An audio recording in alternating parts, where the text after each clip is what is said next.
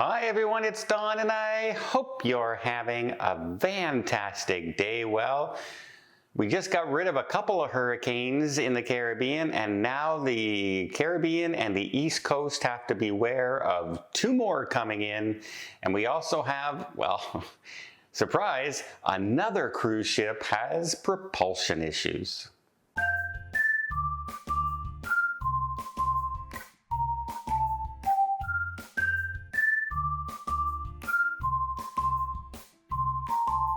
So as we just had two hurricanes leave the Bermuda area and head back out to sea and disperse, we now have Hurricane Lee tracking towards the east coast of the United States and again Bermuda, Caribbean. However, a little bit of good news has happened.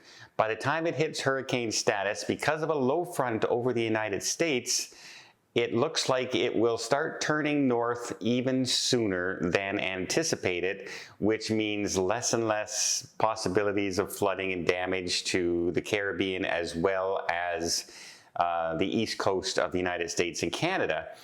Also, Margot, which is the next hurricane building up in the Atlantic Ocean, looks like it's going to turn north way sooner than it was anticipated as well, which is good news, because that one was the one that really looks like it might affect the group cruise next week when we leave in 10 more days. So I was a little concerned about that one. Not next week, the week after, sorry.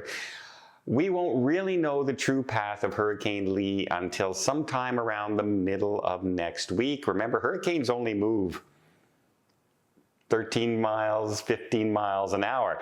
They have 200-mile-an-hour winds sometimes, but they're moving very slowly across the ocean.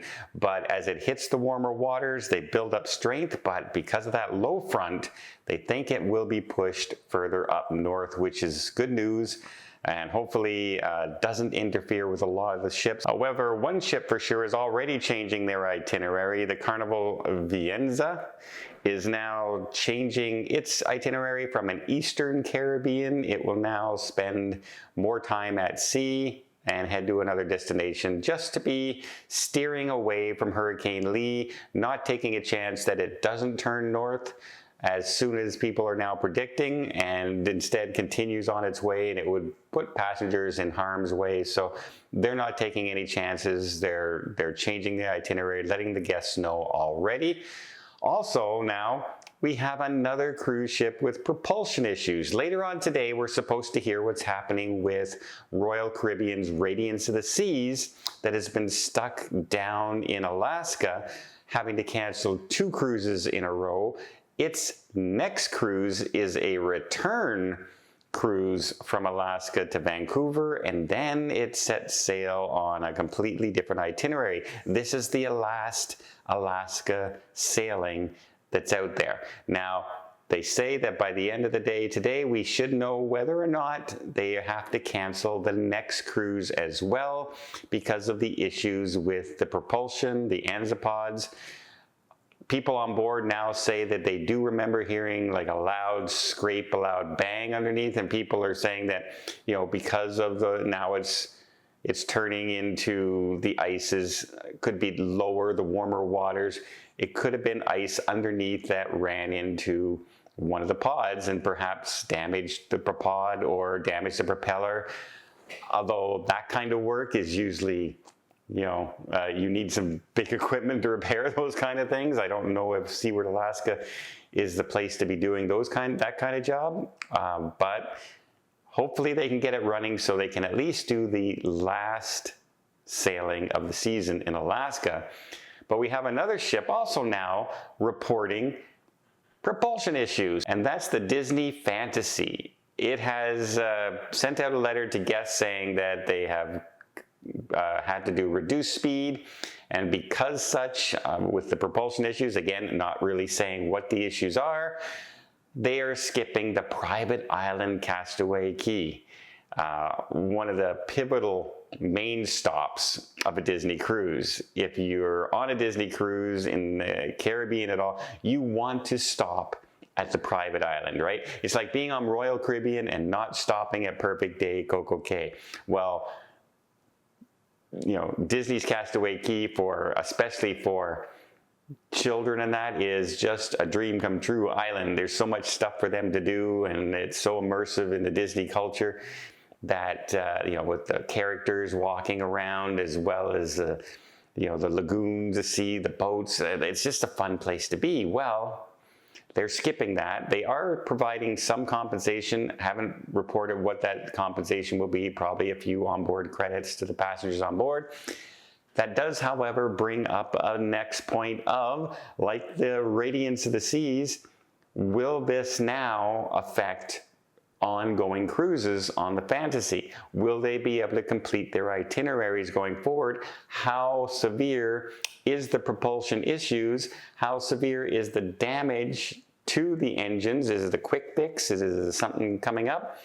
What exactly is the issue? They're not saying, and usually the cruise lines don't tell us these kind of things. They kind of keep it to themselves. They don't want a mass amount of people heading to the website and asking to cancel their cruise, especially one that's coming up in a few days.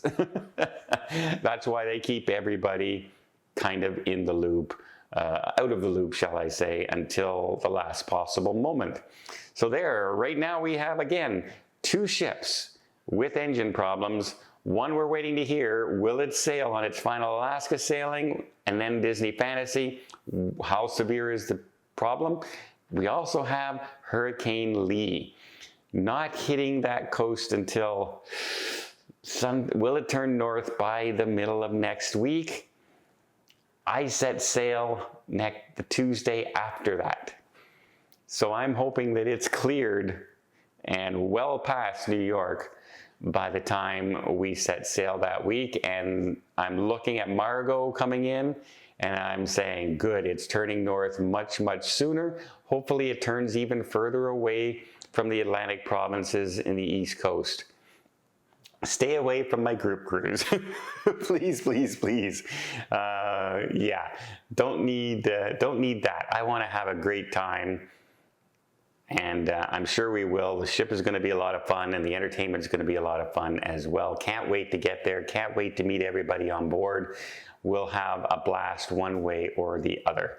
But it'd be a lot better if there's no hurricanes interfering with the project at all. So there you go. That's your news. I hope you appreciate today's video. If you did, please give it a thumbs up. Want to see more tips, more tricks, more travel vlogs from around the world? Hit that subscribe button. Until next time, have yourself a safe and a great vacation.